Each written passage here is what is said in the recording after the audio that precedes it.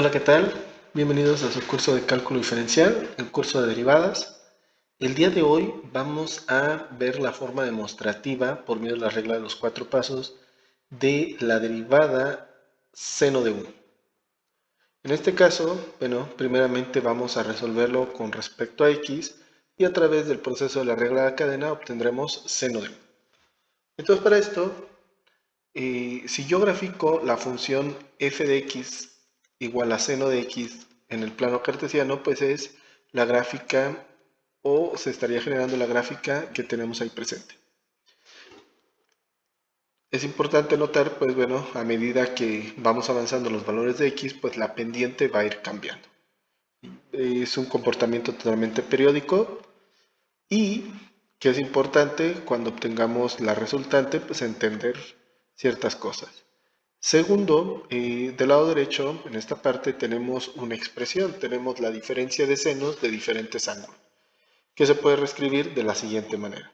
Esta expresión pues, va a ser importante, ¿sí? Va a ser piedra angular para resolver, o una de las piedras angulares para resolver lo que viene siendo nuestra derivada o desarrollar esta demostración. Entonces, para determinar la derivada de esta función, o sea, obtener f', los 4 pasos me dicen es evaluar la función original en la variable más el incremento de esa variable, que en este caso sería en x más el incremento de x. Segundo paso, restarle la función original. Tercer paso, dividirlo todo entre el incremento de x.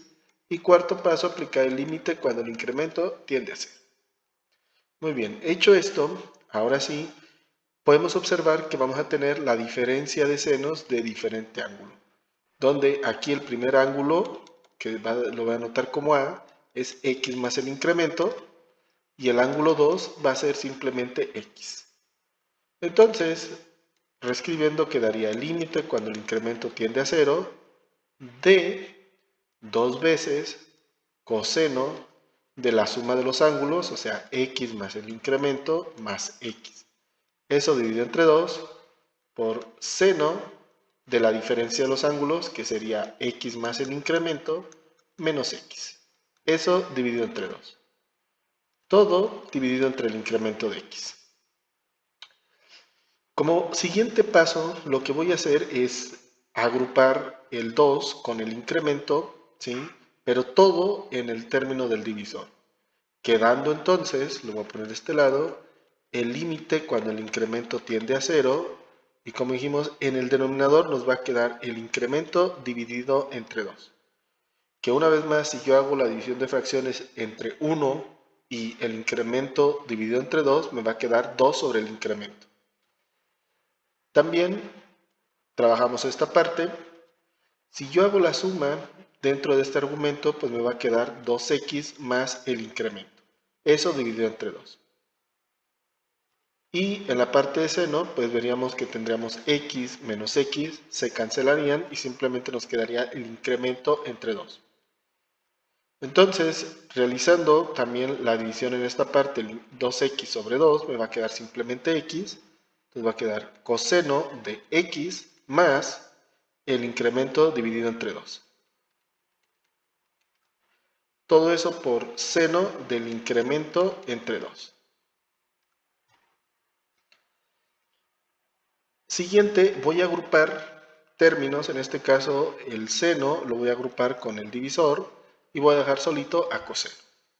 Queda entonces el límite cuando el incremento tiende a 0 de coseno de x más el incremento entre 2 por seno del incremento entre 2 sobre el incremento entre 2.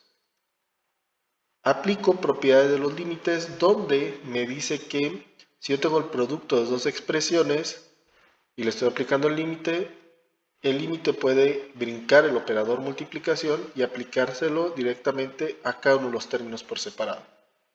Quedando entonces el límite cuando el incremento tiende a 0 de coseno de x más el incremento entre 2 por el límite cuando el incremento tiende a 0 de seno del incremento entre 2, todo eso entre el incremento entre 2. Y aquí pues va a ocurrir algo muy interesante. El segundo límite es un límite muy conocido y es un límite especial. Pues me dicen que si yo tengo el límite cuando x tiende a 0 de seno de x sobre x, eso es igual a 1. Es verdad que en este caso, ¿sí?, yo no tengo a x, tengo el incremento de x, pero precisamente el mismo término que está cambiando según el límite es el incremento de x. Por tanto, podemos decir que a medida que el término del incremento tiende a 0, pues todo este término tiende a 0 al igual que este. Lo mismo ocurriría en este límite, por tanto podemos decir que todo este término es 1.